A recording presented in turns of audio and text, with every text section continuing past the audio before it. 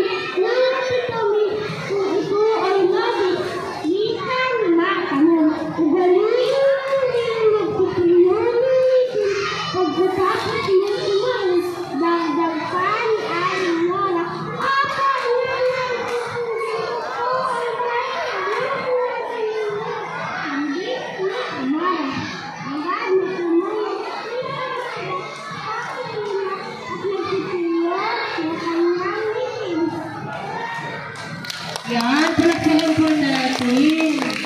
Galing, magaling talaga itong mga batang ito.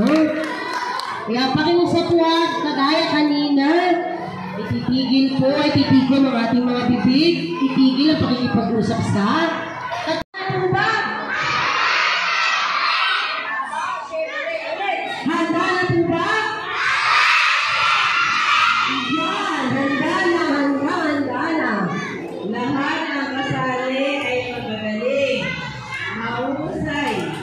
Lahat kayo ay panalo na. Nahihirapan ang mga judges at lahat kayo ay mahusay. Kaya binabati namin kayo.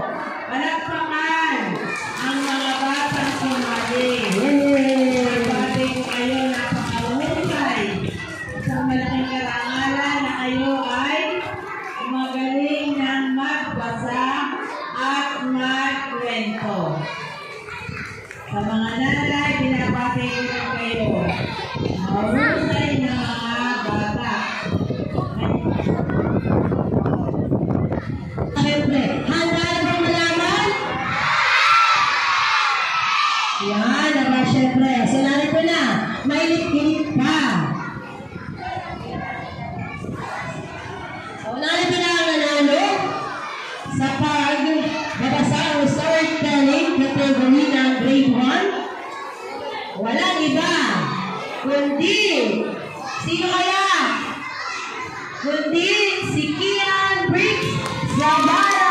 Yay! Talagang po natin! Nasa na si Kian Briggs? Matakalan po yan! Yan, itawa ako.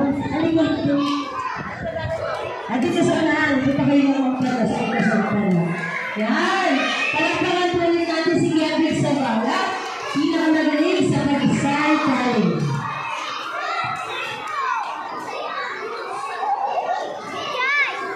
Hello? Mailaw pala. Mailaw pala. Mama Jo, ikaw na. Pumunta ka doon. Hindi po. Ba't po si Salon?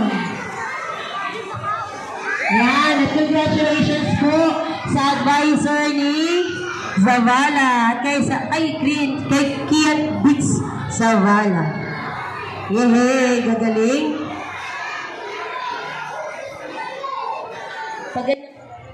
So ayan, natapos na ang contest. Kaya sobrang proud po ako sa aking anak. So ayan na nga, tinawag na nga ako ng teacher ni Rix para sumama sa picture taking.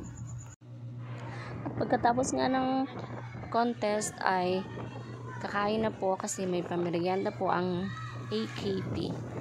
Kaya so yan, dahil bumabagyo ay nagkagulo ng mga bata kasi umuulan.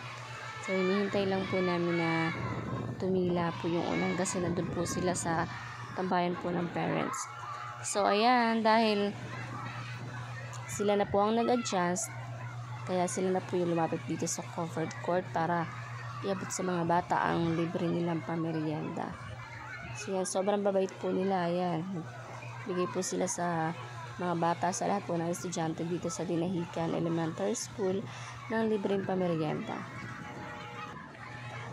Kita-kita nyo naman ho sa mga bata na sila ay sobrang tuwang-tuwa dahil meron silang libreng merienda. Ayan, at nagziw po na mga bata kasi sobrang lamig po ng hangin dahil sobrang lakas po ng ulan. So basko po ata ang tawag dyan kasi parang kala mo bagyo na eh. So ayan, nagsikain na ho ang mga bata. Tingnan nyo naman ho ang aking anak. Kanina ko pa ho yan hinahanap kasi sabi ko pakakainin ko at baka gutom na nga. Kasi hindi kami makabili ng merienda sa kantin kasi gawa nga ng maulan. So ayan, at bigla ko ang nakita. Ayan, meron na palang kain-kain. Siguro kinapala na ho ang mukha niya para manghingi doon. Ayan, tsaka ayan, nung nakita niya na ho na ako'y nakabidyo sa kanya ay bigla siyang yumup at nagtago. Grabe talaga itong bata na ito. Sobrang ano talaga, pasaway.